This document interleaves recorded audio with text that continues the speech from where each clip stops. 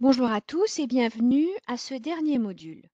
Module 5, analyser l'impact académique des chercheurs, des institutions et des revues avec Insights. Avec ce dernier module, nous allons conclure cette formation avancée aux outils de Web of Science. Une formation qui vous a permis d'en apprendre un petit peu plus sur tous les outils qu'on voit ici. Et aujourd'hui, nous allons conclure avec Insights, Benchmarking et Analytics, qui est un outil différent de ce qu'on a vu auparavant. Insights est un outil analytique, comme le dit son nom allongé, on l'appelle souvent Insights court. Et voilà ce que nous allons faire au cours des 2 prochaines heures.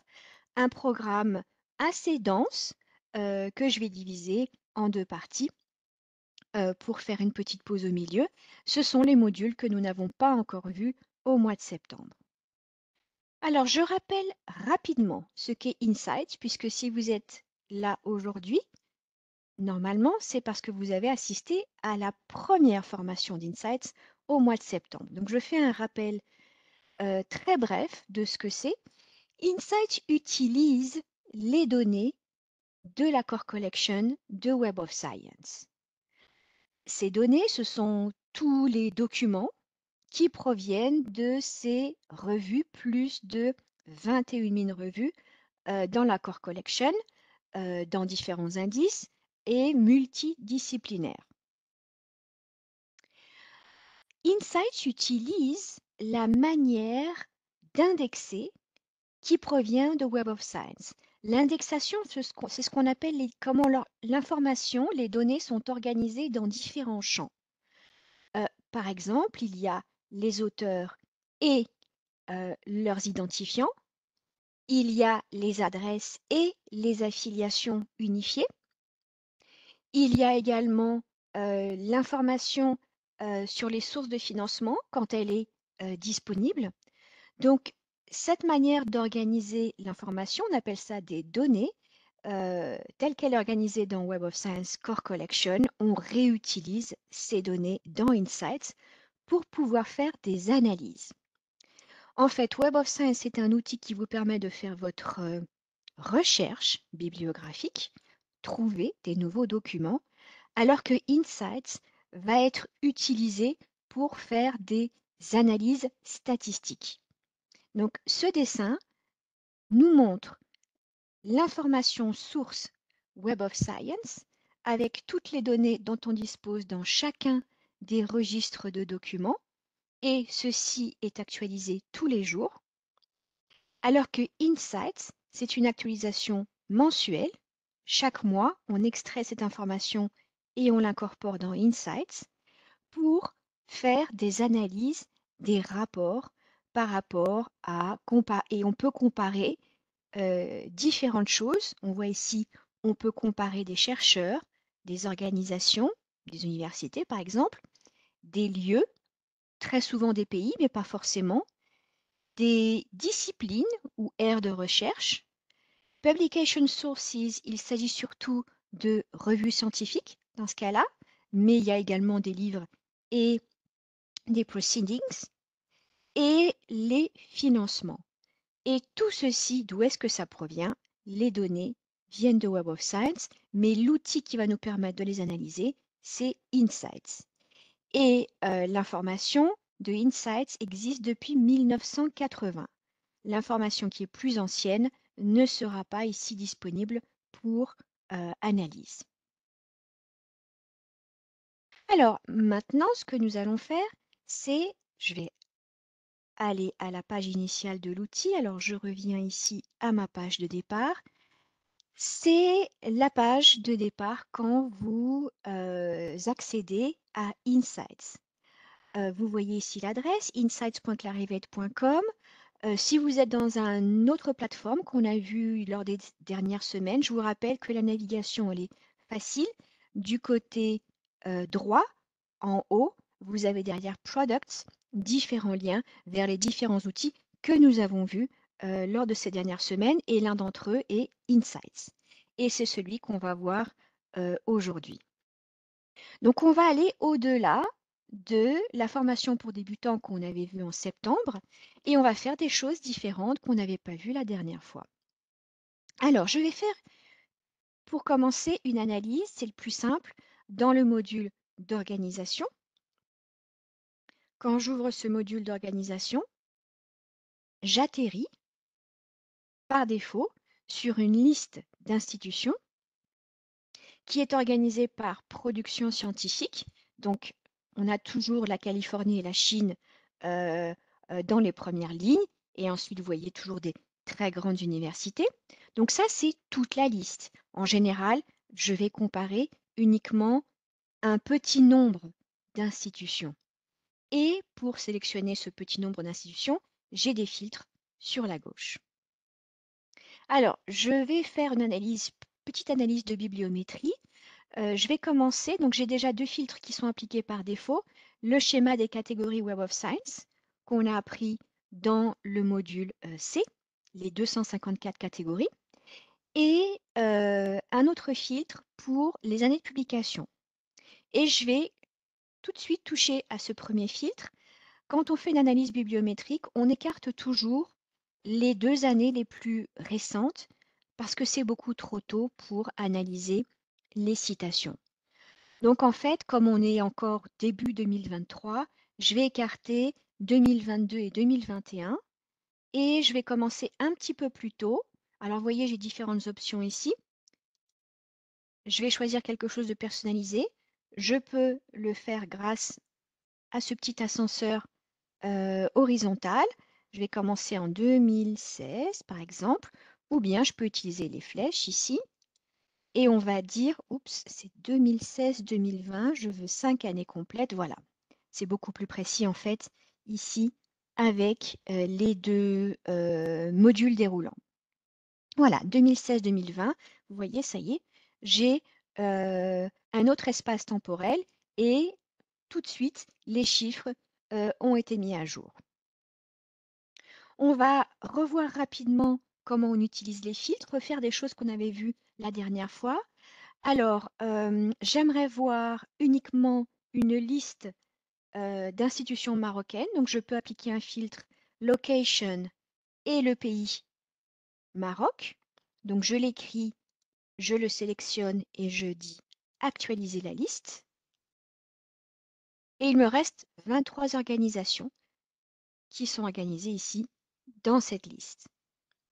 Je vais également appliquer un autre filtre par rapport au type de document. Je ne vais pas analyser tous les types de documents.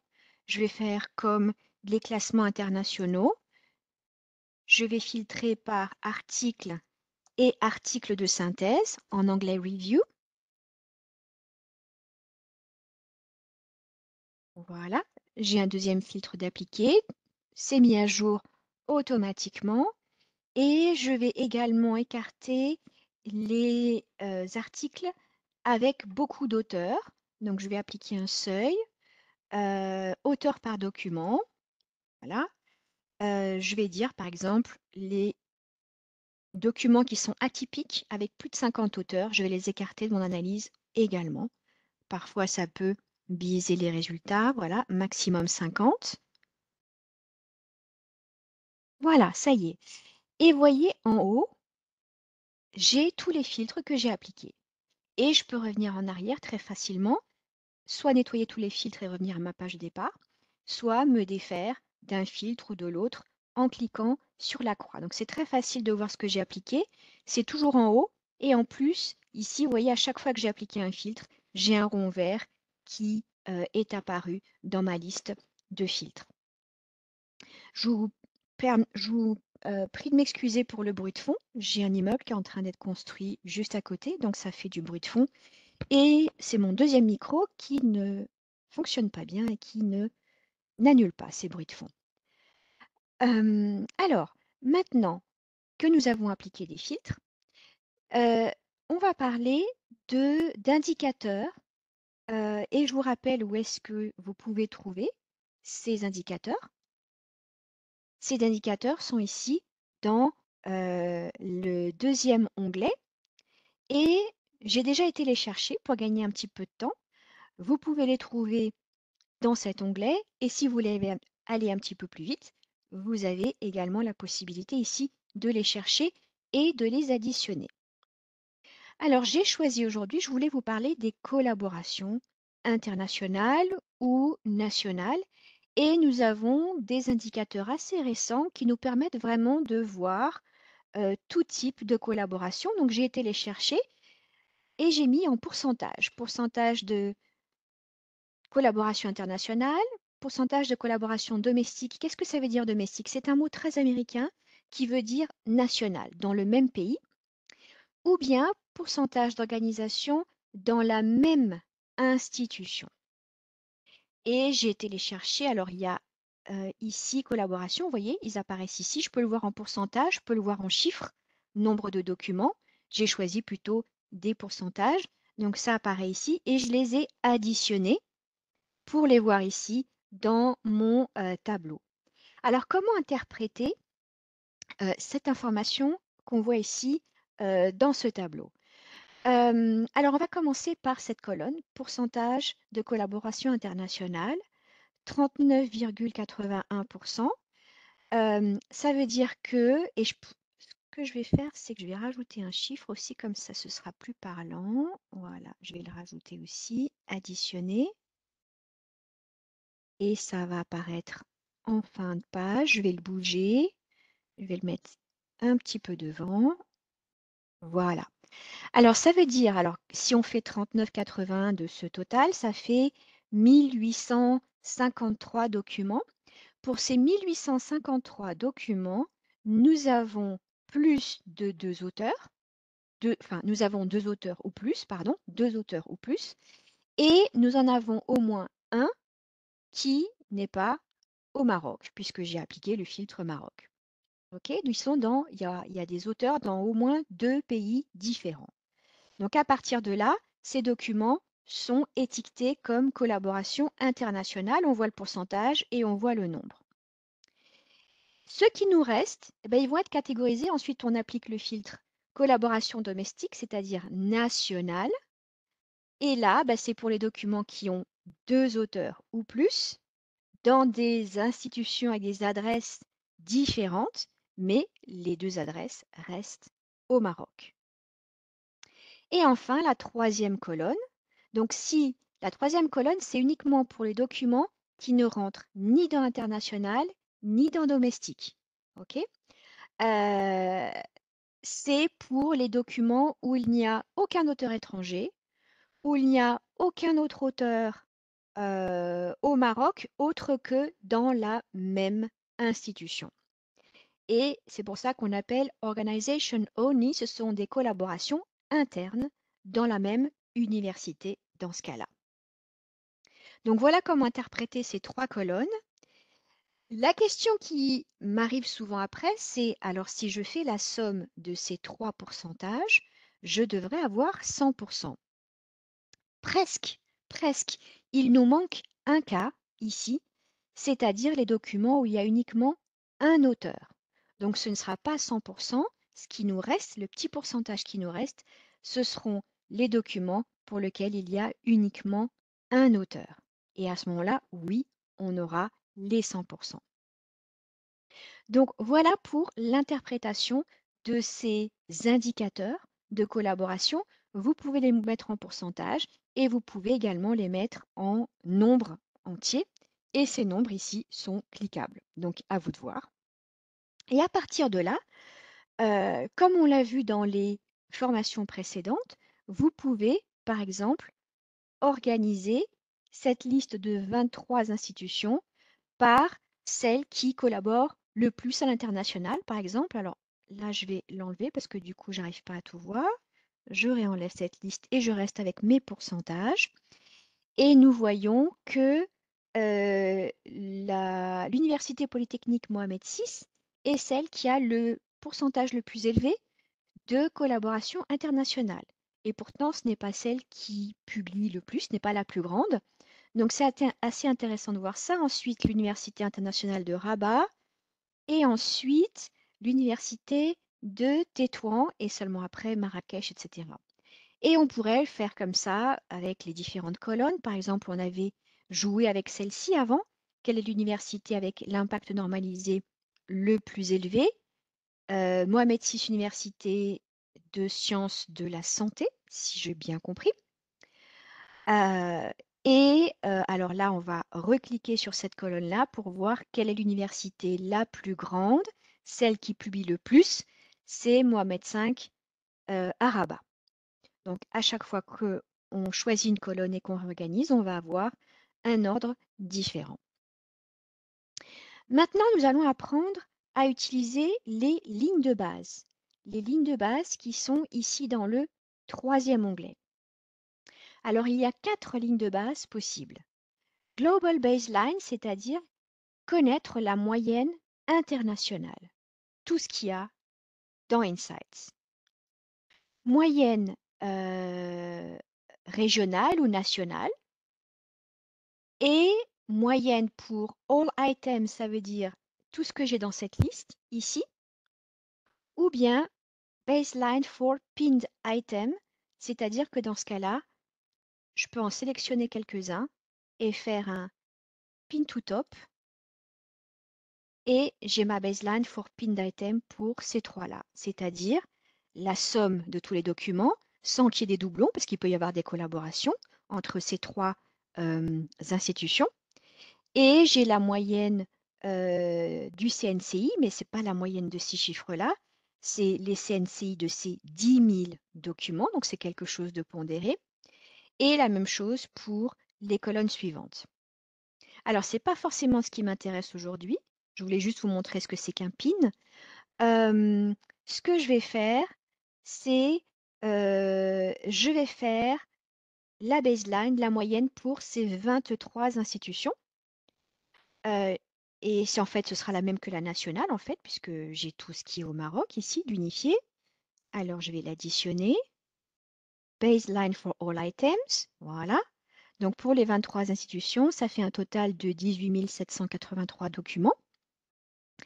Ça peut être différent de la somme de tous ces chiffres. Je rappelle, ces chiffres, c'est par institution, mais parmi ces documents, il peut y en avoir avec des auteurs de plusieurs de ces institutions. Donc ici, il n'y a pas de doublon. Pas de doublon, vraiment, c'est la somme sans les doublons qui peuvent se trouver dans ces différentes lignes. Le CNCI pour la moyenne pour ces 18 000 documents. Et je vais rajouter également la moyenne internationale. Voilà, Global Baseline. Donc là, c'est tout ce qu'il y a dans Insights pour cet intervalle d'année, type de document, avec ce filtre que j'ai appliqué. Et non seulement je peux voir ces moyennes dans le tableau, donc la moyenne pour les 23 institutions marocaines, c'est 0,75 pour le CNCI et 44 pour la collaboration internationale, ce qui est bien au-dessus de la moyenne ici internationale. Et on va pouvoir voir cela également dans la visualisation. Alors, visualisation, que se passe-t-il? Pourquoi j'ai... Alors, ce que je vais faire, peut-être, je vais mettre ça. Voilà. Alors, j'ai choisi comme visualisation la plus simple, le graphe avec des barres, et j'ai choisi comme axe des abscisses pourcentage de collaboration internationale. On a des couleurs ici, donc ils sont organisés comme dans le tableau, Mohamed V, Hassan II, etc. Je les ai tous mis. Maintenant, j'ai un maximum de 23. Et on voit ici donc les pourcentages de collaboration internationale de la plus grande université à la plus petite tout en bas. Et on a deux lignes verticales. Vous les voyez, ces deux lignes? Alors là, avec le globe, c'est la baseline, la ligne de base internationale, et on voit que la plupart des institutions sont au-dessus. Il n'y en a que très peu ici qui sont en dessous. Et ici, c'est baseline for all items. Vous voyez, je mets ma souris et ça apparaît, baseline for all items, qui dans ce cas-là, c'est la même chose que country baseline, la ligne de base pour le Maroc. Et donc là, on voit par rapport à cette ligne, les institutions qui sont au-dessus de la moyenne nationale, et celle qui est le plus au-dessus, c'est Mohamed VI Polytechnic University, et également l'Université internationale de Rabat, et celles qui sont très en dessous. Qu'est-ce qu'on a ici? On a un hôpital, ok, certainement des hôpitaux aussi, ouais, des hôpitaux qui en général s'occupent un petit peu moins de ces choses-là parce que les médecins préfèrent s'occuper de leurs patients que de leur production scientifique. Donc ça ne m'étonne pas en fait. Et louables médecins qui s'occupent de leurs patients. Donc voilà, ce que ça signifie, les baselines, vous pouvez également, donc je les ai rajoutés dans le tableau et je peux les enlever dans le tableau, mais je peux également les ajouter et les enlever dans la visualisation. J'ai ici ces boutons-là qui me permettent, voilà, j'en ai cliqué un autre, ça va disparaître. Voilà, j'ai à nouveau mon graphique sans mes baselines si je veux l'additionner à mon rapport. Et quand je reviens dans mon tableau, ça a également disparu. Donc les deux sont connectés. Donc voilà pour les lignes de base qu'on n'avait pas vues lors de la formation pour débutants. C'est le troisième onglet qu'on a ici et on en a 4 à disposition qui apparaissent en fonction, oui ou non, ou qui sont cliquables en fonction de l'analyse qu'on est en train de faire. Donc voilà ce que je voulais faire dans le module Organizations pour comparer des institutions. Maintenant, nous allons bouger vers un autre module qui est le module des chercheurs. Donc je peux le faire ici grâce à ce menu déroulant et je peux également le faire ici en haut. Researcher, c'est le même menu déroulant. Donc je passe à un autre module. Et maintenant, ce que je vais faire, c'est me consacrer à des chercheurs. Alors, ce que je vais faire, ah bah ça y est, tous les filtres ont été nettoyés. Donc j'ai toujours les deux mêmes filtres qui ont été appliqués par défaut.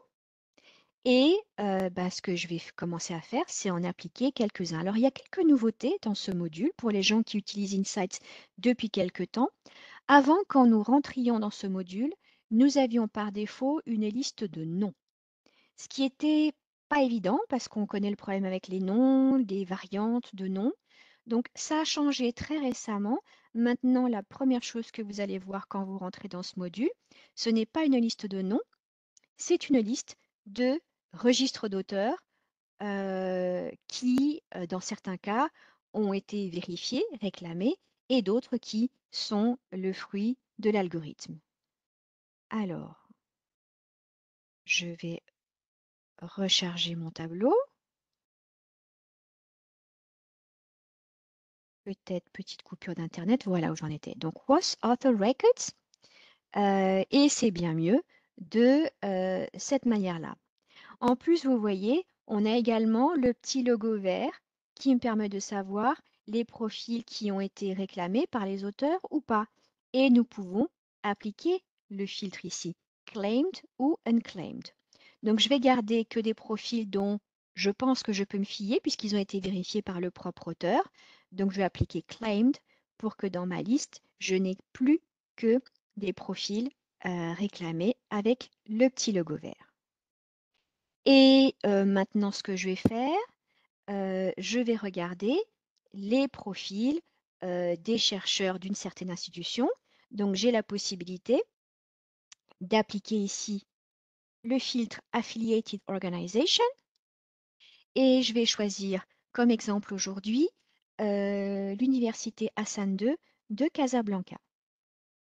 Donc, ça va être mon exemple d'aujourd'hui. Alors, il y a un hôpital également, mais je vais rester avec l'université.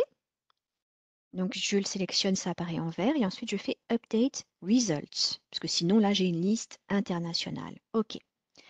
Donc, voilà la liste qui apparaît. Et vous voyez, ils ont tous le petit signal vert. J'ai rajouté quelques petites colonnes. Alors, par exemple, le ranking, moi, j'aime bien le regarder dans la première colonne, le classement.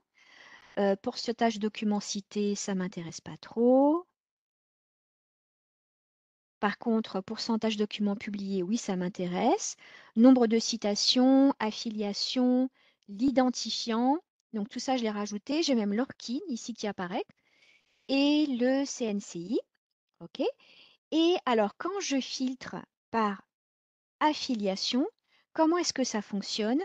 On va regarder l'affiliation la plus récente. Pour les documents les publiés les plus récents, ça ne veut pas dire que cette personne-là a toujours été à l'université de Casablanca. Et on peut le voir ici dans leur profil. La plus récente, c'est toujours Hassan 2.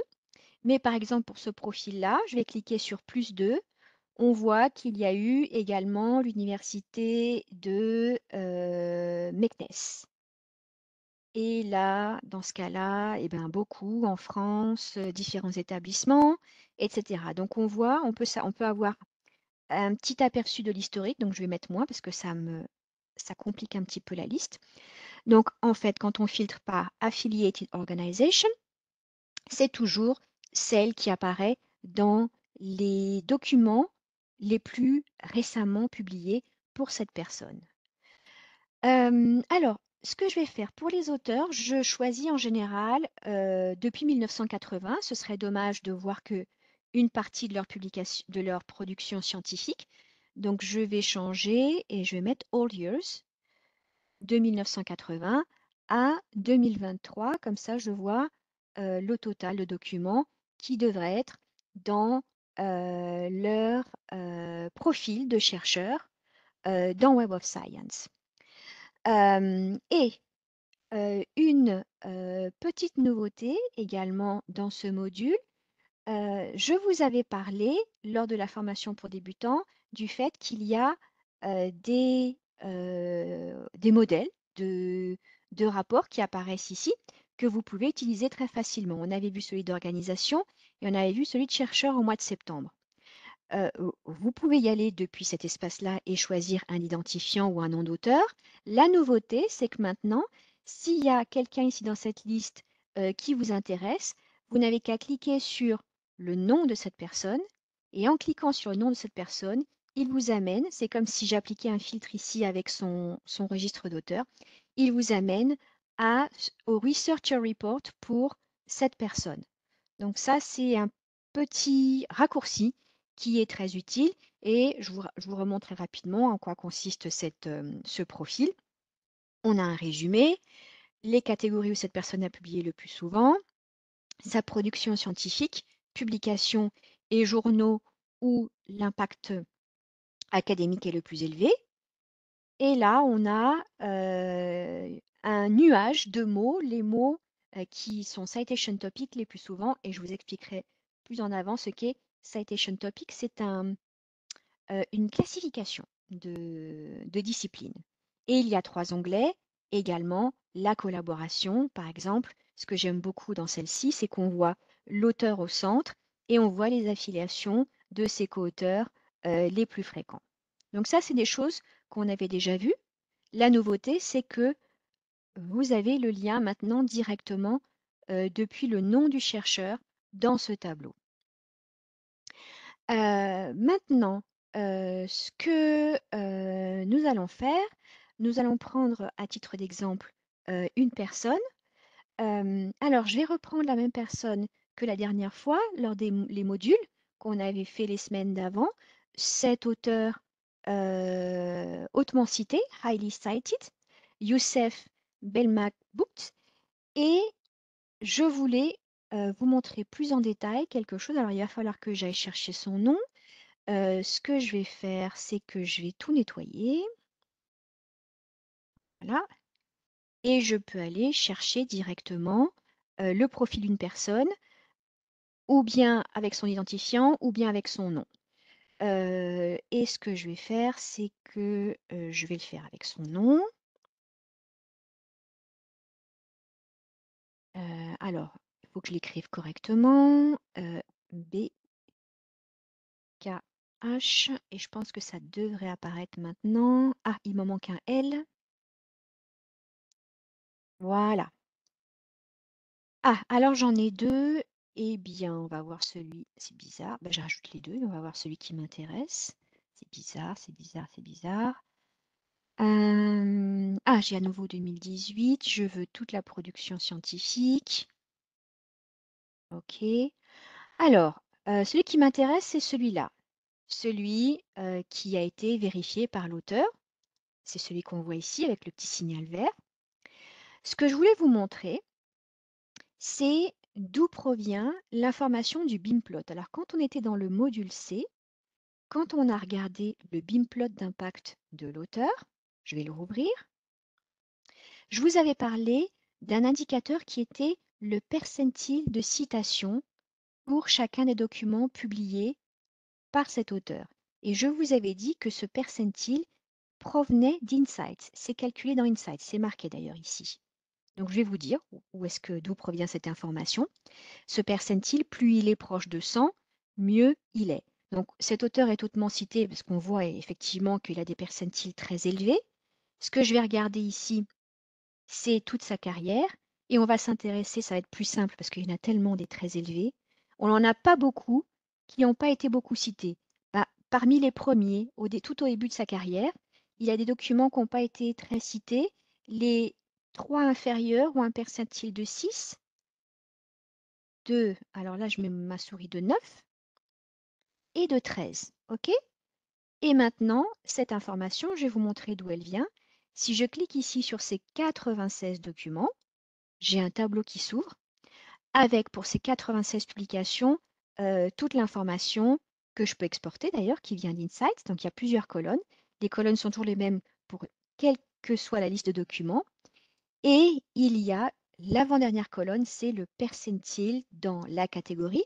Je vous rappelle, le pourcentage, comme on l'interprète, on a comparé ce document, par exemple, à des documents similaires, publiés la même année, dans la même catégorie et avec la même typologie.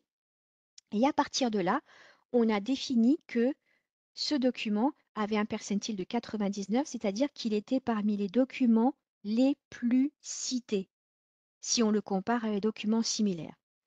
Donc dans ce tableau, vous voyez, il a énormément de percentiles proches de 99-98. C'est ce qu'on voyait dans le BIMplot en fait. Tous ces documents qui apparaissaient à droite du BIMplot. Et maintenant, je vais les organiser à l'envers, parce qu'il en a tellement des 99-98 que c'est difficile de comparer. Donc je les organise à l'envers et je regarde ceux qui ont le percentile le moins élevé. Alors il faut que je reclique. Ça n'avait pas pris en compte. Voilà. Alors, les 3 avec le percentile le moins élevé, bah, c'est ce qu'on a vu. 5,6, on arrondit, c'est 6%, 9%, et on avait vu 13%. Voilà. Donc, c'est cela, et je les remets dans l'autre sens. Et les autres, c'est beaucoup de 99. Il en a énormément avec 99 de percentile. Et donc, ces chiffres proviennent d'ici. C'est ce qu'on a vu dans le profil de l'auteur. 3 articles très peu cités au tout début de sa carrière, mais après, vous voyez, c'est extrêmement haut et il y en a énormément avec un percentile de 99 ici. Donc, ces percentiles proviennent de Insights et je vous avais dit que cette information était mise à jour une fois par mois, qu'elle était dynamique parce que Insights est également mis à jour une fois par mois, c'est dynamique. On compare constamment chacun de ces documents avec des documents similaires et il se peut que les percentiles changent au fur et à mesure des mois. Donc voilà pour le lien, un lien par exemple entre Insights et Web of Science, notamment pour le percentile. Maintenant, ce que nous allons faire, c'est essayer de créer des groupes.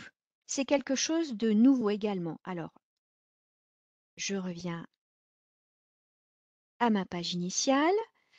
Ce que je vais faire, c'est je vais à nouveau regarder des auteurs de l'Université Hassan II de Casablanca. Là. Je vais regarder toute leur production scientifique depuis 1980. Et je vais créer un groupe d'auteurs dans une même discipline. Par exemple, alors je vais choisir une discipline ici, par exemple Research Area, et je vais utiliser les Citation Topics. Je viendrai plus tard sur ce que c'est. C'est beaucoup plus précis. Et j'avais choisi un truc en rapport avec les softwares. Ah non, il faut que ce soit des mésos. Mésos, voilà. Je voulais un truc en rapport avec l'ingénierie. Et ouais, j'avais trouvé celui-là. Allez, ingénierie des softwares, update results. Ah oui, et puis je vais appliquer forcément claimed. Je veux des profils dont je peux me fier. Voilà. Donc j'ai une liste de 13 chercheurs. Voilà. Et vous voyez ici, j'ai déjà créé un groupe, mais je vais vous remontrer comment en créer un deuxième. Un groupe de chercheurs de manière à avoir cette ligne ici qui, en fait, va fusionner tout ce qu'on voit là. Alors, bah, celui-là, ce que je vais faire, est-ce que... Ah non, bon, je vais le garder là, c'est pas grave. Bah, je vais choisir des personnes au hasard. Allez, je vais créer un autre groupe. Alors, je les sélectionne. 1, 2, 3, 4, par exemple. Et maintenant, j'ai la possibilité de créer ce groupe. Voilà. Et ben, je vais le noter groupe 2, comme ça, ce sera plus facile.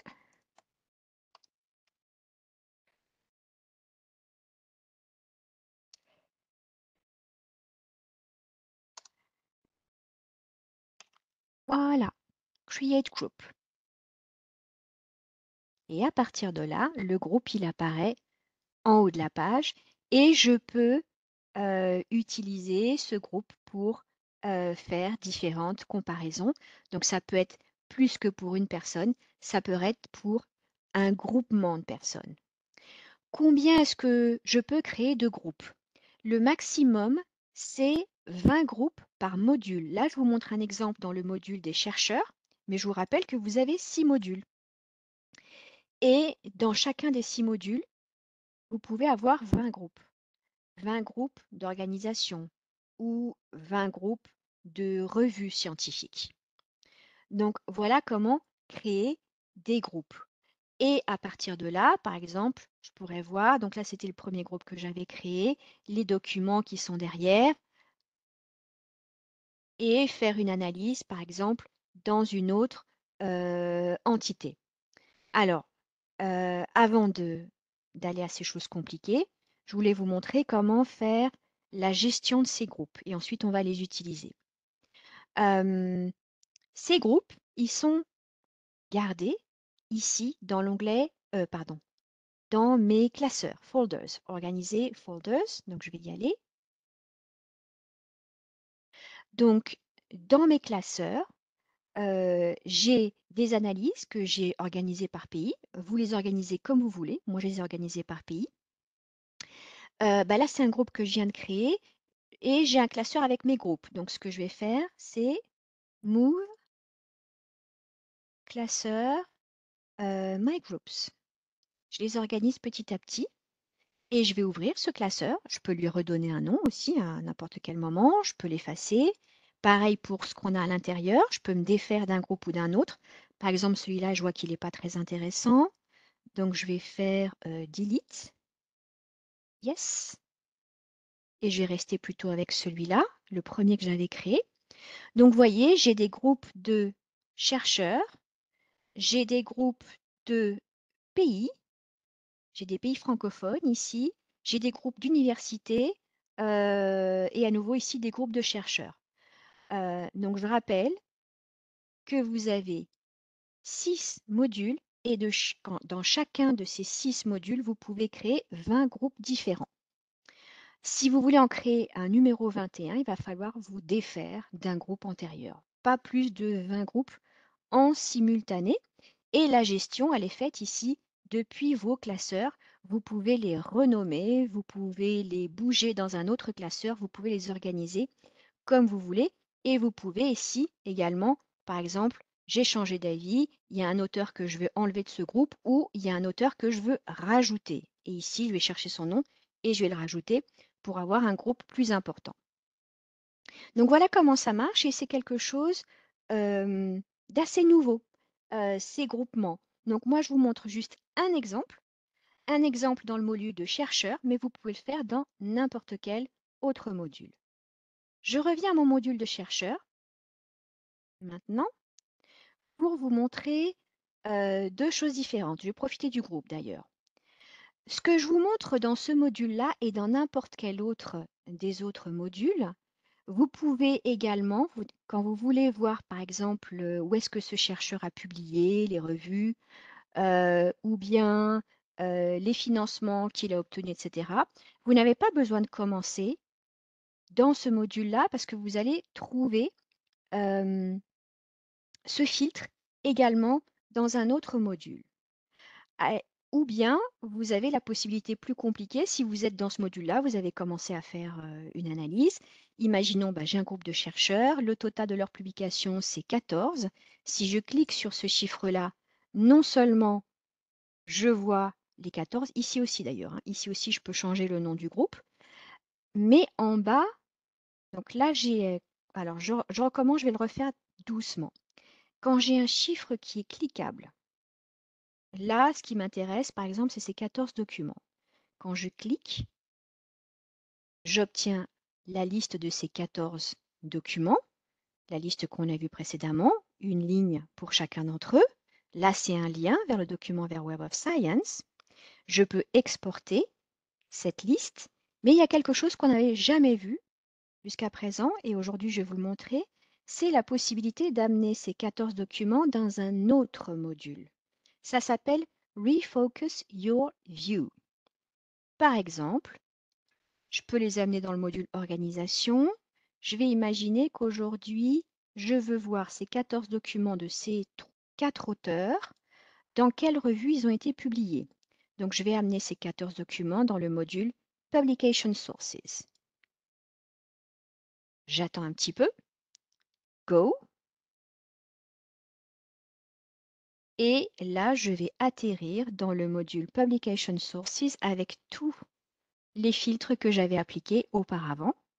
Et je vois qu'ils ont publié, c'est assez hétérogène, ils ont publié dans pas mal de revues différentes, dont 3 qui sont des proceedings, pas forcément des revues, d'après ce que je vois ici. Donc c'est une manière de procéder, mais en fait, j'aurais pu faire ça directement dans ce module. Vous voyez les filtres qui sont ici en haut, eh ben, je peux également les appliquer dans ce module-là. Ils ont été appliqués ici, donc je vais vous montrer comment on peut le faire également. Alors, je repars de zéro. Je suis maintenant dans le module Publication Sources, c'est-à-dire le module des revues scientifiques, mais pas que. Et j'aimerais savoir, pour un groupement de chercheurs, dans quelle revue ils ont publié. Donc, je peux aller chercher mon groupe, mais je peux également, j'ai la possibilité ici de faire Person Name ou ID. Je peux également utiliser leurs identifiants. J'ai par exemple une liste d'identifiants, que ce soit des ORCID ou des Web of Science Researcher ID. Alors moi, j'ai préparé un petit exemple. J'ai été voir les identifiants de 3 chercheurs de l'Université de Casablanca qui travaillent dans la discipline des sciences des matériaux. Donc, j'ai recueilli leurs identifiants. Je vais les copier ici, un par un. Mais si j'avais préparé un Excel, j'aurais pu copier les 3 d'un coup, mais je ne l'ai pas fait. Donc, je vais les copier un par un. Vous auriez pu copier une liste longue d'un seul coup. Il n'y a pas de limite. Voilà. Voilà. 3 chercheurs, 3 identifiants, Unique ID. Je l'ai fait avec les Web of Science. Et maintenant, je vais voir ces 3 chercheurs entre 2018 et 2022, dans quelle revue ils ont publié le plus souvent. Alors, je vais le mettre from high to low. Et on voit que la revue dans laquelle ils ont publié le plus souvent, c'est Structural Chemistry.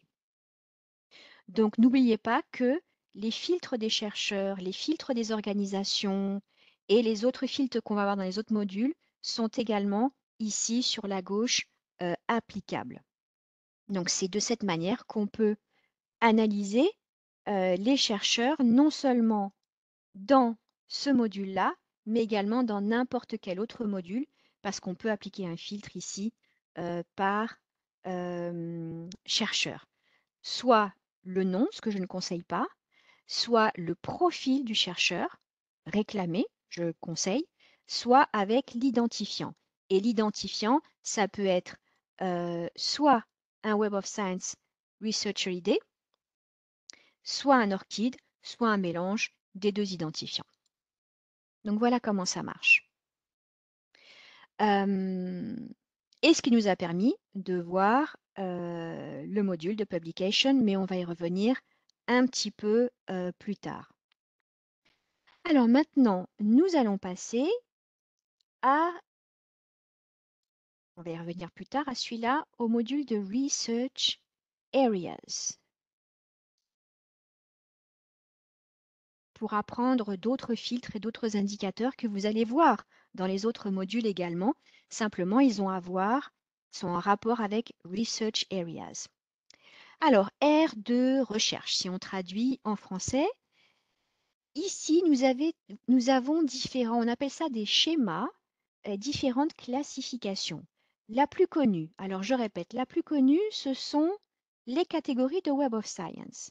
C'est 254 catégories qu'on a appris, on s'est familiarisé avec lorsqu'on a fait le module 2, le module des revues scientifiques ou publiées, on a vu leur profil. Mais ce n'est pas l'unique schéma. Alors, on va commencer par celui-là, puisque c'est le plus connu. Je vais profiter des filtres d'organisation et on va continuer avec une analyse très simple. Alors, je cherche Organization Name. Ici, voilà. J'aimerais savoir dans quelle revue les auteurs de Casablanca publient le plus souvent. Donc, je vais appliquer le filtre Casablanca Université Hassan II. Voilà. Alors, entre 2018 et 2022, ils ont publié le plus souvent dans la catégorie des sciences des matériaux multidisciplinaires.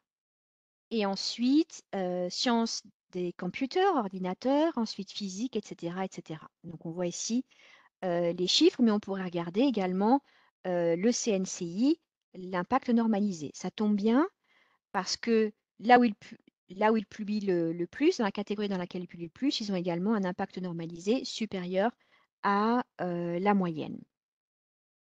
Donc ça, c'est pour le premier schéma. Et vous voyez ici, j'ai appliqué un filtre. Maintenant, si je clique dans cette flèche, je vais voir tous les autres schémas. Alors, il y en a qui sont internationaux et d'autres qui sont locaux. Par exemple, il y en a qui sont pour des exercices d'évaluation dans différents pays. La Pologne, par exemple, CAPES, c'est au Brésil. Kaken, il me semble que c'est au Japon. Ça, c'est le United Kingdom, le Royaume-Uni. On en a pour la Chine, pour l'Australie, etc. On va en voir quelques-uns, les plus intéressants à mon avis, qui s'appliquent à tous, et notamment ceux que nous avons créés récemment pour avoir une analyse plus fine. Citation Topics. Alors, cette classification, nous l'avons créée, je crois qu'il y a maintenant 2 ans minimum, peut-être 3, je dirais 2 ans. Et je vais vous montrer à ma présentation en quoi ça consiste. Alors, il faut que j'avance un petit peu plus dans ma présentation. D'ailleurs, ce n'est pas ma présentation, c'est le guide d'utilisateur que j'ai emprunté. Voilà. Alors, c'est quoi Citation Topic? C'est une classification que nous avons fait document par document. Alors que les catégories Web of Science, c'est revue par revue. Donc, c'est une classification beaucoup plus précise, document par document. Et pour les classer, nous avons utilisé leur réseau citationnel. C'est pour ça que ça s'appelle Citation Topic. C'est-à-dire, qu'est-ce qu'on appelle réseau citationnel? Toutes les références bibliographiques de ce document et ensuite, les années suivantes, toutes les citations reçues par ce document. Et l'algorithme a été créé en collaboration avec le Centre des sciences de Leiden, qui est la référence européenne en ce qui concerne la bibliométrie. Nous avons créé un algorithme qui va nous créer, on va dire, des paquets de documents qui rentreraient ensemble d'après l'algorithme, d'après leur réseau citationnel. Et donc, grâce à ces petits paquets, on va créer une structure qu'on appelle Citation Topic avec une certaine hiérarchie. Alors, les plus petits groupements, c'est les microtopiques et il y en a plus de 2000. Ensuite, on va, dans certains cas, pouvoir les regrouper ensemble et on va avoir des mésotopiques, il y en a 326, et les macrotopiques, on en a 10. Donc en fait, maintenant, ce que je vais vous montrer, c'est l'inverse. Vous allez voir les 10 macrotopiques. Dans ces 10 macrotopiques, vous allez voir les mésotopiques et les microtopiques. Et ce classement, il est actualisé une fois par an parce que c'est quelque chose qui est dynamique aussi. Comme les documents continuent à recevoir des citations, les nouvelles citations qu'ils reçoivent doivent être prises en compte. Donc regardons ça dans l'outil, c'est Citation Topics. Alors, j'ai changé ici de classement, Citation Topics, pour l'Université de Casablanca, par exemple. Et on voit ici la liste des 10 macro-topics avec le nombre de documents qui rentrent dans chacun d'entre eux. Mais par exemple, tiens, ben on va aller en physique. Si je clique dans la flèche, on va voir les mésotopiques qui constituent ce macro-topic. Et je peux encore cliquer dans la flèche et je vais voir à la fin, le dernier, c'est les microtopiques. Donc là, je vois la hiérarchie. Je reviens en arrière. Voilà. Je peux ouvrir chacun de ces macrotopiques. Je peux également voir une liste plate, 10 macrotopiques, 300 mésotopiques et plus de 2000 microtopiques. Un petit peu de temps à charger, voilà. Et le nom des microtopiques est un nom de l'algorithme, alors que pour les mésos et les macros, c'est un nom que nous avons défini nous-mêmes. Donc on va se mettre au milieu, ça va être plus simple, suffisamment détaillé, et on va voir que pour les auteurs de l'Université de Casablanca, là où ils publient le plus en termes de mésotopiques, c'est dans le mésotopique appelé particules et champs, ensuite méthode numérique, thermodynamique et véhicules électriques ou autres systèmes de puissance. Et ensuite, télécommunications. Donc, voilà pour les citation topics. Une classification qui a maintenant 2 années. Si je veux voir pour un citation topic précisément, alors ce qu'on va dire, c'est que je peux appliquer un filtre. Ou alors, non, ce que je vais faire, c'est que je vais vous montrer une deuxième classification avant qu'on fasse une pause.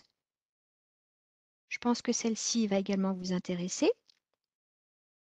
Sustainable Development Goals. Objectifs de développement durable. C'est également possible de classifier votre production scientifique en fonction de ces 16 objectifs de développement durable. Sachez que toute la production scientifique d'une institution ne va jamais pouvoir rentrer dans ces 16 puisqu'ils sont tous centrés sur le développement durable. Donc là, j'ai gardé mon filtre Casablanca, j'ai un tableau, mais ce qui est très joli à voir, c'est la visualisation où on va pouvoir les voir ici avec non seulement un chiffre, mais également la visualisation qui provient de la page des Nations Unies.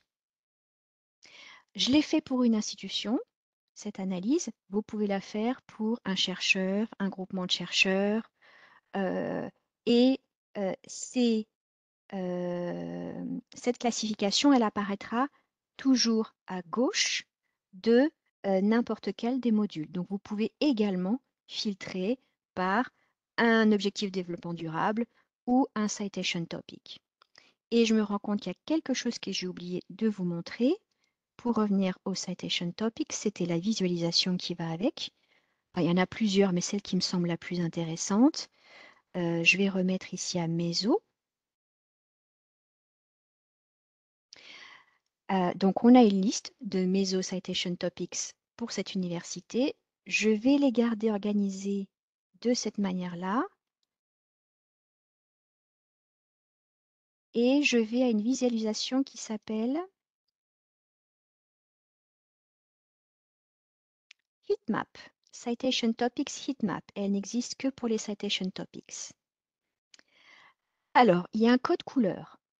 Le code couleur, plus c'est foncé, plus il y a de documents dans ce cas-là. Donc, on voit le code couleur. Je vais changer ce code couleur maintenant et je vais utiliser ce code couleur pour le CNCI.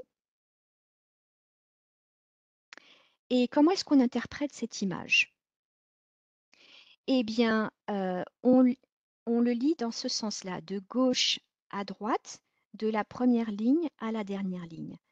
Ici, c'est là où l'université publie le plus souvent et le code couleur est bleu foncé, c'est-à-dire que le CNCI est très élevé.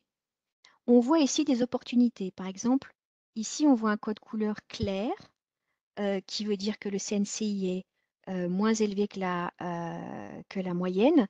Et pourtant, c'est un endroit où les chercheurs publient beaucoup.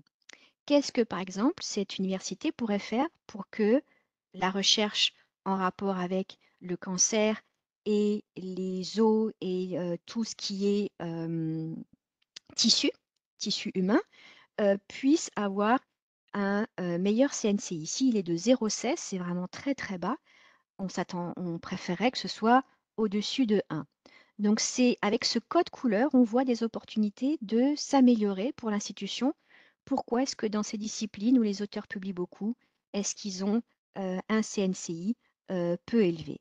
Donc, cette visualisation, pour l'avoir de cette manière-là, il faut garder l'ordre qui est dans la table où vous publiez beaucoup. Donc, de cette manière-là, je vois où je publie beaucoup, c'est dans ce sens-là. Je publie beaucoup et ensuite ça descend, ça descend. Mon tableau, il va descendre dans ce sens-là, toujours. Et ensuite, le code couleur du CNCI qui est ici. Donc voilà pour cette première moitié de la formation. On a déjà vu 3 modules.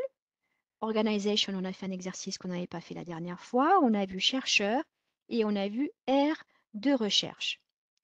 Et ce que je vous montre ici, Citation Topics, etc., vous allez voir ces filtres dans les autres modules. Par exemple, je vais aller dans module de chercheur. J'aimerais voir les chercheurs. Alors, je vais... ah bah tiens, c'est justement ce que je m'intéressais. J'ai appliqué ici le Research Area Software Engineering dans l'Université de Casablanca, ou bien j'enlève et je vois au niveau international les chercheurs qui ont publié beaucoup dans Citation Topic, dans ce cas-là, Engineering Software. Vous trouvez ces filtres également dans chacun de ces modules. Donc voilà pour la première moitié de cette formation. Nous allons maintenant faire une pause. Alors, il est par ici, voilà. Et quand nous allons reprendre dans le module des publications.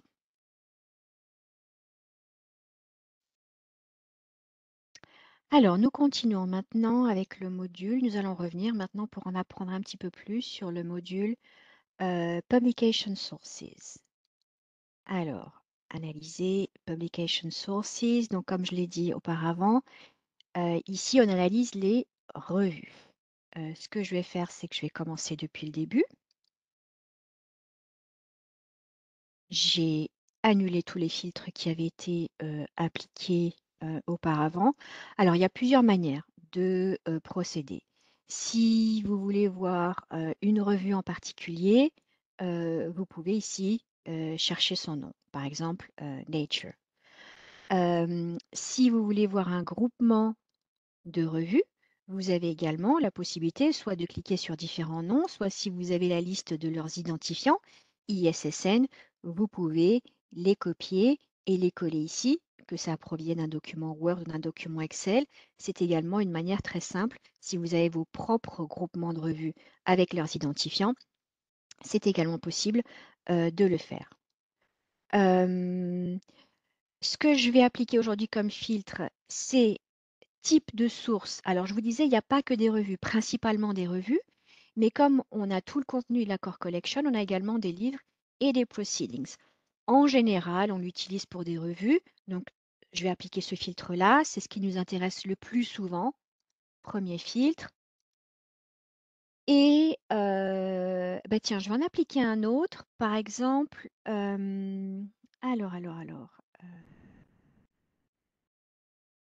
location. Voilà, c'est celui-là que je cherchais. Si j'applique le filtre location ici, on prend en compte, location, je vais mettre le pays Maroc. On va prendre en compte l'adresse de l'éditeur. Et donc, on va voir, je crois qu'il y a quelques revues pour le Maroc, Location Morocco, Journals. Eh ben oui, 2018-2022, Web of Science. Donc, là, c'est l'adresse de l'auteur, pardon. C'est pas ce que je voulais vous montrer. Donc, justement, je suis en train de confondre les deux filtres où je vous disais, j'allais vous dire, il ne faut pas les confondre. Donc, location, pardon. Location, c'est quand l'auteur est au Maroc. Par contre, j'en ai un autre qui est tout nouveau et c'est celui-là que je ne trouvais pas. Alors, je vais rechercher. Voilà, c'est celui-là. Publication source country. Alors là, c'est différent. Là, effectivement, c'est plutôt l'adresse de l'éditeur. Donc, à ne pas confondre. L'autre location qu'on a partout dans tous les modules, c'est plutôt l'adresse de l'auteur. Et ici, pour celle avec un éditeur marocain, nous en avons trois qui apparaissent. Donc, c'est bien que j'ai fait l'erreur, comme ça, vous voyez l'erreur à ne pas faire. Publication Sources Country, c'est pour l'éditeur, et l'autre, c'est pour les auteurs marocains. Et ce qu'on va faire plutôt que faire tous les auteurs marocains, on va à nouveau appliquer le filtre Organization Name pour voir pour une institution. Je vais continuer avec la même, hein. Je vais toujours utiliser la même aujourd'hui.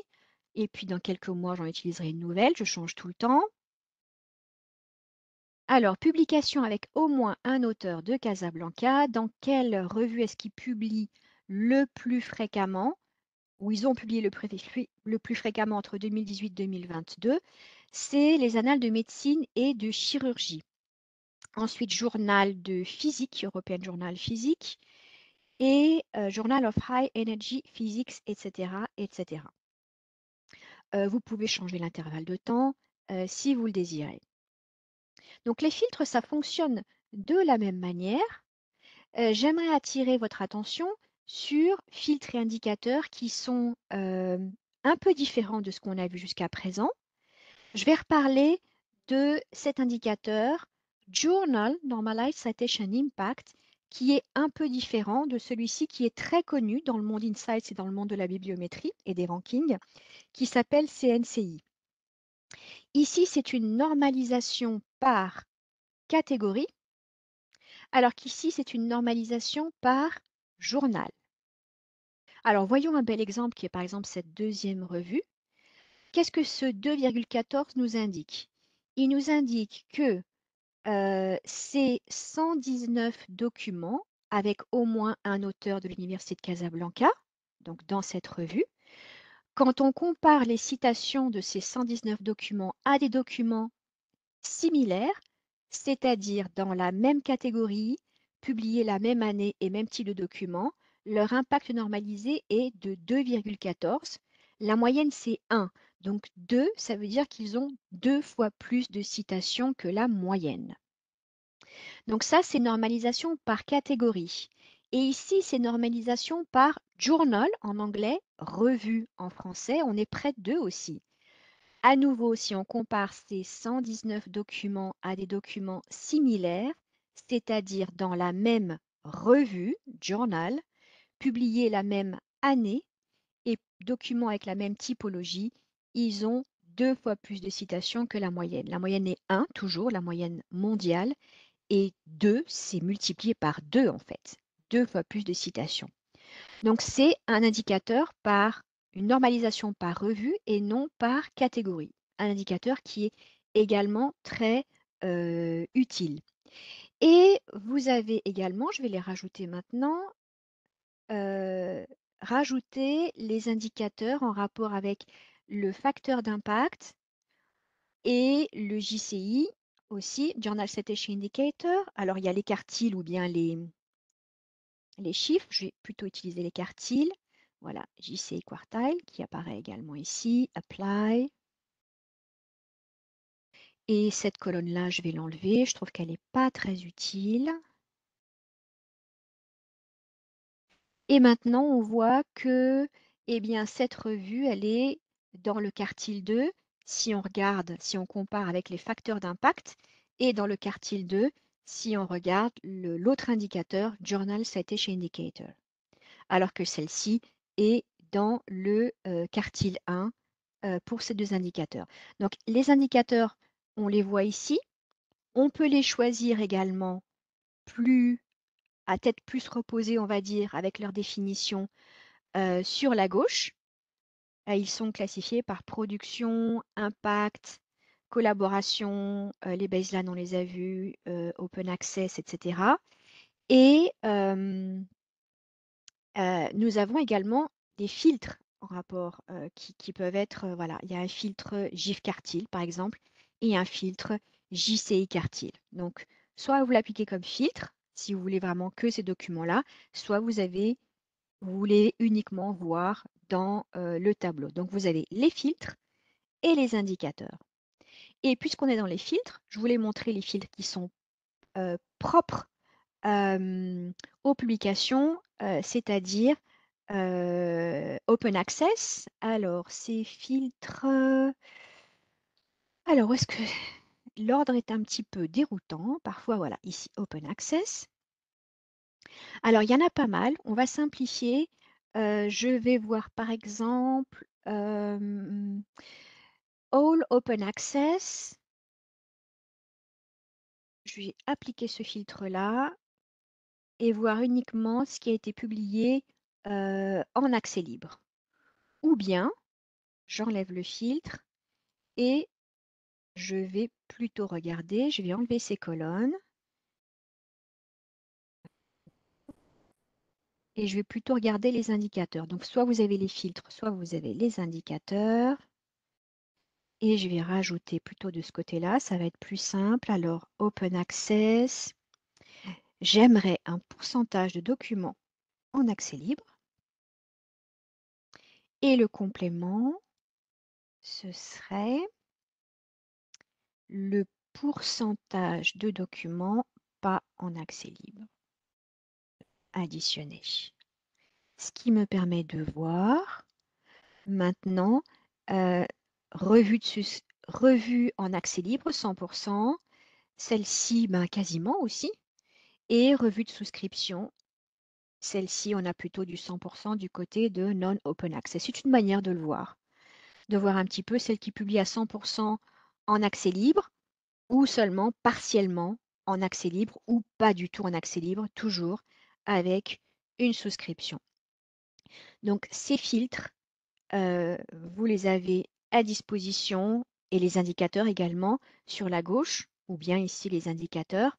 À vous de voir l'analyse que vous voulez faire. Puisqu'on est en train de parler des revues, on a également un autre filtre en relation avec les éditeurs. On va regarder par exemple, alors Publisher, oui, ici, Publisher. Et on a la possibilité de voir l'unification, puisque par exemple Elsevier est un grand éditeur avec plusieurs éditions dans différents pays avec différents noms. J'ai la possibilité, pareil que pour l'unification des affiliations, de voir le nom unifié, Update Results. Et maintenant, on va voir dans la liste que des revues publiées par Elsevier, certaines en accès libre, on les voit ici, et d'autres en souscription, 100% ou qui publient très peu en accès libre. Donc, c'est aussi d'autres indicateurs que vous pouvez utiliser. Et j'en profite pour vous rappeler que parmi les rapports, vous en avez un également qui s'appelle Publisher Report. Eh ben, j'avais choisi Elsevier, donc on va rester avec celui-là. Donc, si vous voulez analyser un éditeur en question, vous pouvez aller directement à ce rapport qui a également 4 onglets. Les 3 premiers qu'on connaît assez. Celui-ci est vraiment différent. Il vous permet de croiser Alors là, je vais mettre une autre université, l'éditeur et une université en concrètement. Alors, je vais continuer avec Casablanca.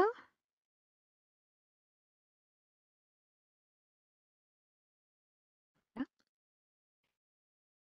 et qui permet d'analyser ce qui est publié par les auteurs de Casablanca, une période de temps que vous allez choisir ici, dans les revues d'Elsevier.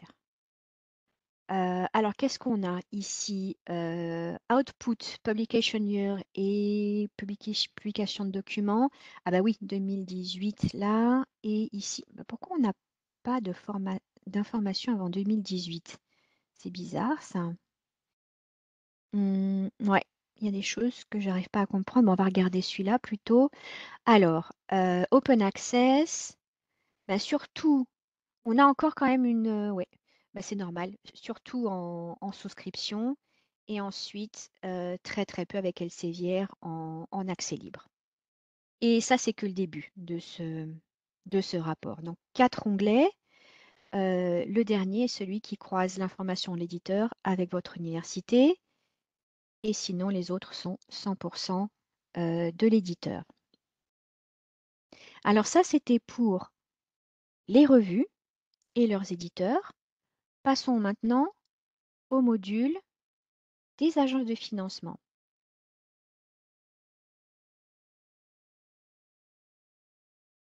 Je vous rappelle que cette information provient de Web of Science, de l'information qui est disponible le plus souvent à travers les remerciements des auteurs, mais petit à petit, nous sommes en train aussi d'incorporer d'autres sources d'informations, des pages publiques d'agences de financement euh, pour compléter cette information aussi bien dans Web of Science que dans Insights. Je vais faire un exercice très simple à nouveau. Vous allez vite reconnaître. Euh, je vais regarder Organization Name, c'est-à-dire les papers des auteurs de l'Université de Casablanca, et nous allons analyser les financements.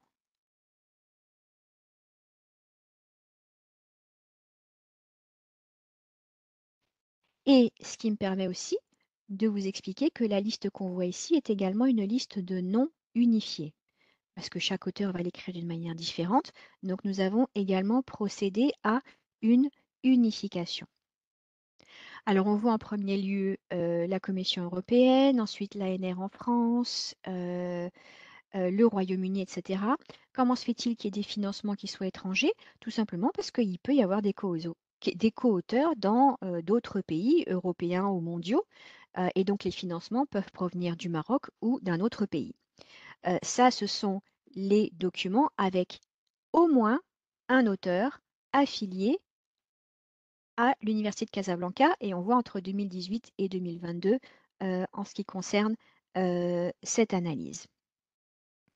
Vous voyez que j'ai également rajouté ici curiosité, savoir notamment pour la Commission européenne quel était le pourcentage de documents publiés en accès libre. Pourquoi est-ce que j'ai regardé ceci quand je regardais les financements? Parce que la Commission européenne oblige depuis quelques années à publier en accès libre toute la recherche qui a été financée par cette Commission européenne. Donc, c'est très logique qu'on soit très proche de 100. Peut-être que c'était, comme je suis en train d'analyser à partir de 2018, peut-être que c'était, je crois que c'est obligatoire depuis 2020 ou 2021. Donc, peut-être c'est les années antérieures où ça n'avait pas été publié en accès libre. Donc, voilà pour une analyse toute simple. Ici, Funding Agency, c'est un filtre que vous allez pouvoir trouver aussi dans les autres modules. Et quand je vais à Funding Agency, vous avez la possibilité de chercher le nom de cette agence unifiée, toujours. Donc, ce que je vous montre dans un module, là on est en train de parler des financements. OK, je suis en train de vous parler de ce qui a rapport avec le financement, mais vous allez retrouver ces filtres également dans d'autres modules et pouvoir les appliquer. Et on va conclure avec le module Location, qui est le dernier module qui nous reste à voir.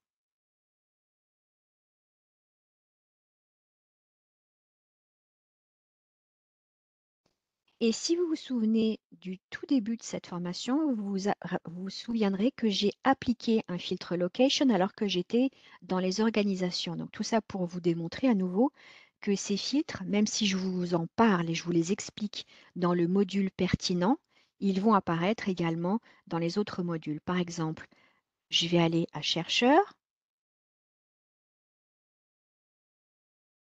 et j'ai un filtre location, j'ai un filtre open access, publication sources, j'ai des filtres quartile, j'ai des filtres research areas, j'ai un filtre publisher et j'ai un filtre funding agency. Tout ce qu'on a vu, vous voyez, là je suis dans le module de chercheur et je vois des filtres qui sont reliés à d'autres choses, d'autres modules, mais qui vont apparaître ici. Donc si je veux voir une liste de chercheurs et filtrer uniquement les papers qu'ils ont publiés dans Elsevier ou autres, ou uniquement les papers du premier quartile, ou uniquement les papers en open access, ou une combinaison de ce que vous voulez, eh bien, je vais pouvoir appliquer ces filtres ici du côté gauche pour voir les auteurs et les documents qui m'intéressent. Et je termine avec location. Alors, il y a différents types de lieux. Et vous voyez, en plus, ici, j'ai également créé un groupe de pays francophones. En fait, en sélectionnant, je vous remontre, voilà, quand on commence à sélectionner, on a l'option de créer ces groupes ici, à droite. Ah oui, alors je vous disais qu'il y a différents types de lieux. Plus utilisé, country, region. Par exemple, en général, c'est un pays, Maroc, Morocco. Allez, hop. Et il va y avoir une unique ligne avec un total de 38 197 publications entre 2018 et 2022. Donc ça, c'est une option. Vous avez également, et vous pouvez continuer à rajouter d'autres pays. Par exemple, je fais également de la formation pour la Tunisie. Oups, Tunisia. Je peux également avoir 2 lignes et je peux continuer comme ça à faire la liste des pays qui m'intéressent et éventuellement créer un groupe. Ce que je peux faire également, plutôt que de regarder pays par pays, j'ai également des groupements de pays ici. Si on regarde à Country Groups, on va trouver des groupements de pays, par exemple l'Union européenne ou par exemple différents continents. On a les pays d'Amérique latine, les pays nordiques, les BRICS, etc., l'OCDE, il y en a quelques-uns ici. Alors, si je sélectionne, alors je voulais voir, ah oui, là c'est les totals.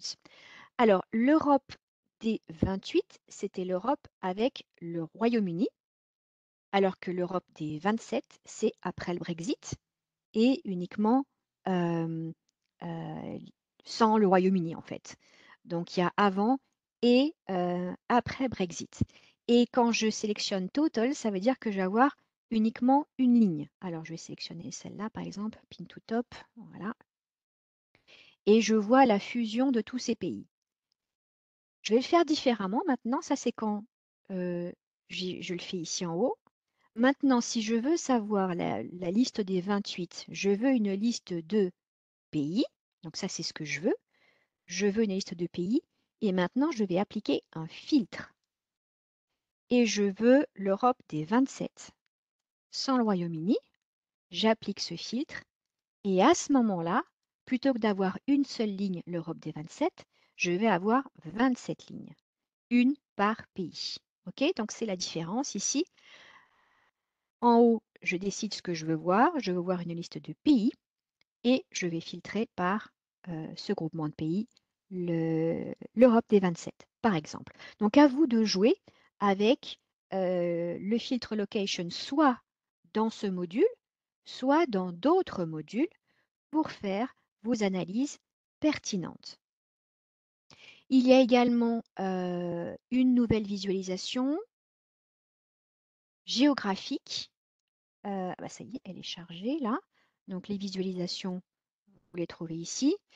Comme j'ai sélectionné l'Europe, forcément, c'est l'Europe qui m'apparaît en bleu. Et vous pouvez sélectionner ensuite l'indicateur que vous pouvez voir. Donc, on a en plus foncé, c'est Germany, celle qui publie le plus. Et quelle est celle qui a le CNCI le plus important? Ah ben, je ne l'ai pas dans mon tableau, donc je ne peux pas le voir, mais c'est pas grave. Au moins, vous voyez à quoi ça correspond. Donc, on a vu tous les modules maintenant. Les derniers, bah, ça va plus vite parce qu'on a déjà les connaissances des modules précédents. Maintenant, il y a une dernière chose que je voulais vous montrer. Si vous n'avez pas suffisamment de filtres dans Insights pour faire un groupement de documents thématiques. Je voulais vous rappeler que Citation Topics est le classement le plus fin en ce qui concerne une thématique de recherche. Par exemple, je vais revenir aux agences de financement et imaginons que je veuille connaître, alors j'enlève ceci, je reviens au départ, je veuille connaître les agences de financement, celles qui financent le plus la recherche en rapport avec l'hydrogène vert ou l'hydrogène tout court. Comment est-ce que je le ferai? Alors, je vais utiliser comme filtre Research Areas. Je sais qu'il n'y a pas de catégorie Web of Science en rapport avec l'hydrogène. Là où j'ai le plus de chances de trouver quelque chose en rapport avec l'hydrogène, c'est Citation Topics. Et je vais choisir la plus fine, micro. On va voir si j'ai de la chance. Si j'ai quelque chose, si j'ai un groupement en rapport avec l'hydrogène. Alors, il y en a plusieurs. Aucun qui s'appelle hydrogène vert. Donc, ce que je vais faire, je sais qu'un des défis de l'hydrogène vert, c'est le stockage. Donc, je vais choisir celui-là, Update Results, et je vais voir ce qui apparaît. Mon filtre a été pris ici, et nous voyons qu'il y a eu quand même pas mal de publications depuis 2018 en rapport avec le stockage de l'hydrogène et financements très nombreux en provenance de Chine. Donc, ils financent énormément ce genre de recherche et donc publication. Ensuite, le Japon, on est beaucoup en Asie. Et seulement après, mais c'est énorme la différence, seulement après les États-Unis et à nouveau le Japon et la Commission européenne. Donc ça, ce serait une manière de faire, mais c'est pas suffisant pour moi parce que moi, je voulais vraiment l'hydrogène vert et je ne l'ai pas trouvé en citation topic. Donc malheureusement, je ne peux pas faire cette recherche thématique ici. Quel est le plan B, en fait, pour vraiment analyser un groupement de documents que je n'arrive pas à créer vraiment dans Insights? Alors, je vais vous montrer deux voies pour le faire. La première, c'est depuis Web of Science.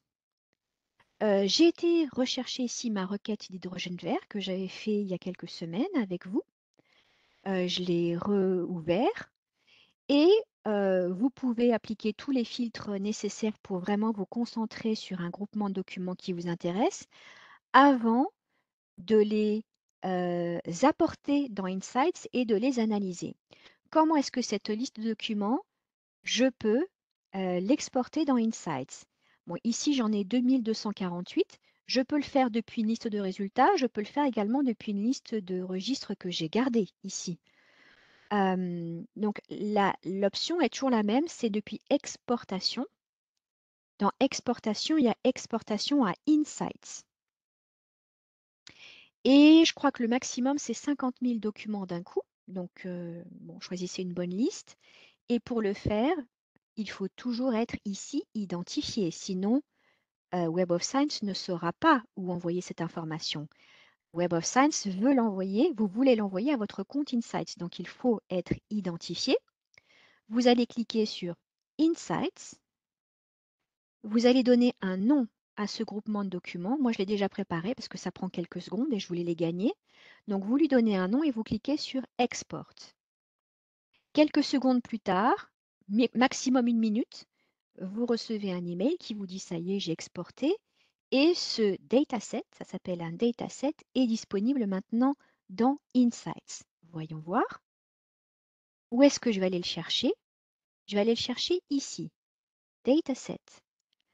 Tout ce que j'ai fait dans cette formation, je l'ai fait avec toute l'information de Insights et j'ai appliqué les filtres pertinents. Mais j'ai également la possibilité d'utiliser, de travailler mes propres datasets, ceux qui proviennent d'autres lieux. En général, moi, je les ai créés dans Web of Science. Si vous voyez, c'est celui que j'ai créé juste avant notre formation, Green Hydrogen, avec les 2000 documents. Je le clique et à ce moment-là, Insights ne va pas analyser toute l'information qu'il y a, il va uniquement analyser. Ah, alors là, je vais enlever ce filtre-là et je vais enlever ceci et ceci. Voilà. Green Hydrogen créé aujourd'hui. Et maintenant, j'ai quelques petites différences par rapport au financement de ces 2000 documents. Question, combien est-ce que vous pouvez avoir de datasets? Le maximum, c'est 50 en simultané. Avant, c'était 20, on a augmenté à 50. Et vous voyez ici, j'en ai déjà quelques-uns. Où est-ce qu'ils sont stockés? Je les ai ici dans Organize, Folders. Ils ont un petit logo différent. Là, je les ai tous gardés au même endroit. My Datasets. Ils ont un petit logo de données, Dataset. Voilà. Donc, vous voyez, ils apparaissent ici. Et je peux les éditer grâce aux trois petits points. Me défaire de l'un d'entre eux, changer son nom, le réorganiser dans un autre classeur, etc. Et je peux même maintenant partager. Ça, c'est quelque chose de nouveau aussi. Je peux également, si j'ai préparé un dataset très intéressant, je peux le partager avec un autre utilisateur de Insights. À partir de là, ce dataset, je peux l'analyser dans n'importe quel module. Regardons les organisations maintenant. Au même endroit, en haut à gauche, je vais tout nettoyer. Hop. Et je vais analyser Dataset Green Hydrogen. Quelles sont les institutions qui publient le plus? Mais ça, c'est quelque chose qu'on peut voir dans Web of Science. Alors, il faut que je réorganise par cette colonne, From High to Low. Et quelles sont celles qui ont l'impact normalisé le plus élevé? Ben, c'est une bonne nouvelle également pour l'Académie des sciences chinoises et l'association Helmholtz, etc., etc. Non seulement ils publient pas mal dans ce sujet, mais ils ont un bon impact normalisé qui est supérieur à 1 et parfois c'est le double. Donc ça, c'est de très très bonnes nouvelles. On voit ici des clusters d'expertise. Donc, je rappelle, maximum 50 datasets qui peuvent apparaître ici sous cette petite flèche. Et la possibilité de les organiser et de les partager. Si ce dataset, vous l'avez créé ailleurs, il n'est pas dans Web of Science, vous pouvez également importer une liste d'identifiants. Alors, je vais vous montrer le slide, c'est le 124. Je vais avancer. Je vais vous montrer le chemin à suivre. Et c'est également disponible dans l'aide en ligne. Il y en a du monde ici. Voilà. Alors, oups, pardon. Vous avez également la possibilité d'importer une liste d'identifiants qui peuvent être des PubMed ID ou des DOI. Et il y a ces deux formats qui sont possibles. La meilleure manière de procéder, je pense que le mieux, c'est quand on est dans Insights, si je vais à l'aide en ligne, Help, et c'est une bonne manière de terminer, je vous l'aide en ligne qui ressemble à celle de Web of Science avec sa propre organisation, Researchers Area Schemas, vous avez ici toute l'information. Custom Dataset. Alors, Save Datasets Insights from Web of Science, c'est ce que je vous ai montré. Ou bien, si j'ouvre ici, on vous dit vous pouvez également créer un fichier avec une liste d'identifiants. qui proviennent, donc il faut que ce soit toujours des identifiants, soit des identifiants Medline, soit des DOI, et on vous explique pas à pas comment procéder pour importer cette liste et créer votre propre dataset que vous allez ensuite analyser dans Insights. Donc, dans l'aide en ligne, vous avez également pas mal d'informations organisées de cette manière.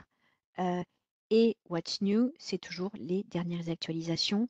Et si vous voulez savoir, par exemple, avec quelle fréquence et quand est-ce que Insights va être mis à jour la prochaine fois, on a un calendrier qui est publié toujours une année à l'avance. Alors, nous sommes au mois de mars. La prochaine actualisation sera le 31 mars.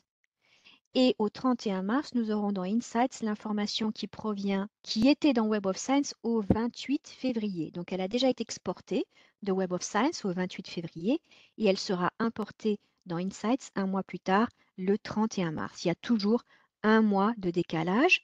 Si quand vous faites une exportation de Web of Science à Insights, vous n'arrivez pas à voir tous les documents, on vous dit, bah, il y en a quelques-uns que je n'ai pas réussi à apporter dans Insights.